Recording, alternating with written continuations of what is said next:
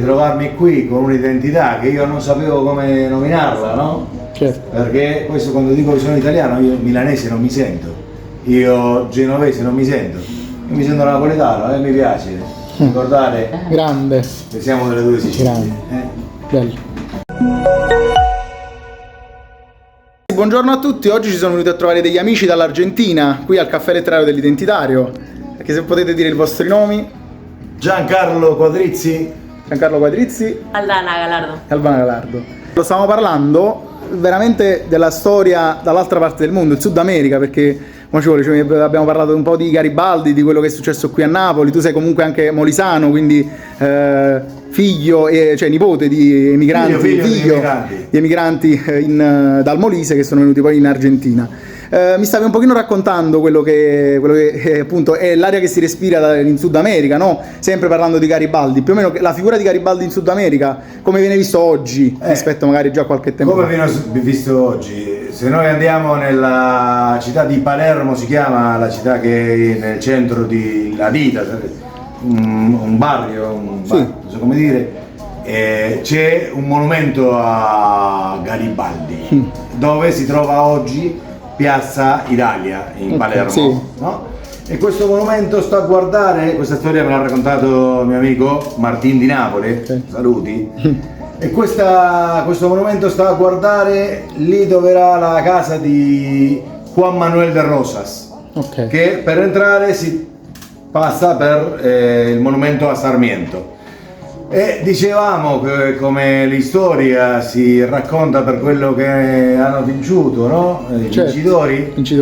Da noi pure questa storia si racconta dei vincitori e si dice che Garibaldi era un bravo uomo, liberatore dei due paesi, però in Argentina questo Garibaldi, mi racconta Martin di Napoli, che era stato trovato nel Rio de la Plata per un patriota vero, no? Anche pure era un patriota irlandese che abitava in Argentina, l'almirante Guillermo Brown, che lo trova nel mezzo del Rio della Plata e trova che voleva andare a uccidere il nostro Juan Manuel de Rosas, patriota che si è fatto noto per combattere contro gli inglesi, i francesi e tutti quelli che volevano usufruttare il Rio della Plata senza dare le tasse, no? Lei fa una battaglia della Vuelta Obbligato, un patriota, e lo avevano mandato quelli per i quali lavorava Garibaldi nel sud di Brasil a uccidere a Juan Manuel de Rosas. Lo trova l'almirante Brown e manda una carta, una lettera a Juan Manuel de Rosas e gli dice: ho trovato questo che ti voleva andare a uccidere, cosa faccio? Allora Juan Manuel de Rosas gli dice: uccidilo. Però l'almirante Brown gli dice: ma questo è un bravo uomo, ha combattuto qua, ha combattuto là, quindi io credo avevano degli stessi interessi. Sì, piuttosto massonici, sempre sotto commissione degli inglesi. Garibaldi pensate che io credo che se non ha fatto sotto commissione degli inglesi è stato sotto commissione dei francesi. In Argentina, se io non mi sbaglio, la massoneria, una delle linee della massoneria italiana rientra per Garibaldi, dopo c'è quella più dice inglese, ma comunque io credo che l'almirante Brown irlandese e Garibaldi italiano avevano degli accordi sotto banco della sua confraternità, e allora l'almirante Brown gli manda un'altra carta, dice che un bravo Juan Manuel de Rosas le dice uccidilo, e dopo l'almirante Brown dice: scusa, non posso farlo perché questo è un fratello e lo devo lasciare andare, no? Sta cambiando un po' la storia anche in Argentina, oppure sta cambiando da peggio. Il vero eroe dei due mondi oggi è Maradona, non è Garibaldi. Certo, è perché è un eroe della terra, è un eroe che mai si è scordato di dove era uscito, no? Lui sapeva che era di un barrio, come si dice? Di un barrio? Sì. No? Di un barrio povero, sapeva quali erano i suoi origini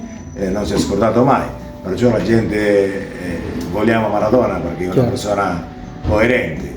Da noi uno aveva detto come futbolista è un grande uomo, però come uomo dicono sempre io invece dico come futbolista è un futbolista, ma come uomo era un grande rivoluzionario, del posto suo, il posto che io credo che uno deve essere rivoluzionario, no? Il posto dove si crede che deve stare uno come se fosse un trocchista che Chiaro. dice noi sappiamo la verità. Uno deve essere rivoluzionario dal posto che Nel proprio abita, piccolo, no? nelle proprie cose, Dove certo, sta, chiaro. no? Nico, qualcosa... Così No, è bello vedere che alla distanza di tanti chilometri trovi persone che hanno radici meridionali e hanno le idee chiare. Guarda, questa è una cosa spettacolare. Bello. E mi è piaciuto tanto ritrovarmi qui con un'identità che io non sapevo come nominarla, no? Certo. Perché questo quando dico che sono italiano, io milanese non mi sento, io genovese non mi sento, io mi sento napoletano e mi piace ricordare Grande, che siamo delle due Sicilie. grande. Bello. Quindi il 4 giugno. Il 4 giugno, se tutto va bene, faremo nell'Università Nazionale della Matanza un rincontro con le organizzazioni di italiani che nel 50, quando è stata la grande immigrazione, la seconda grande immigrazione italiana in Italia, tutti gli In Argentina. italiani facevano la sua organizzazione per celebrare il suo santo, per avere i suoi costumi, le sue feste. E adesso già sono solo i vecchi, allora vogliamo rimozzare un po' questo e convocare tutte le organizzazioni di italiani in La Matanza per incominciare a radunarsi, riconoscersi, sapere chi sono, però pure vogliamo fare il vincolo, si dice, no? Con l'Italia, con Certo. le organizzazioni di Sud. Un gemellaggio. Un gemellaggio per fare gli Bellissimo. scambi, parlare qualcosa, così che tutto va bene, potete stare lì almeno sulla rete, no? Bellissimo. Parlare un po' del Sud Italia, Certo. delle due Sicilie, ci piacerebbe tanto. Ci piacerebbe Volentieri, un sacco. volentieri. No, adesso vabbè, ai nostri contatti, quindi quando vuoi possiamo organizzare quello che vuoi. Bene, grazie. Benissimo. Ciao.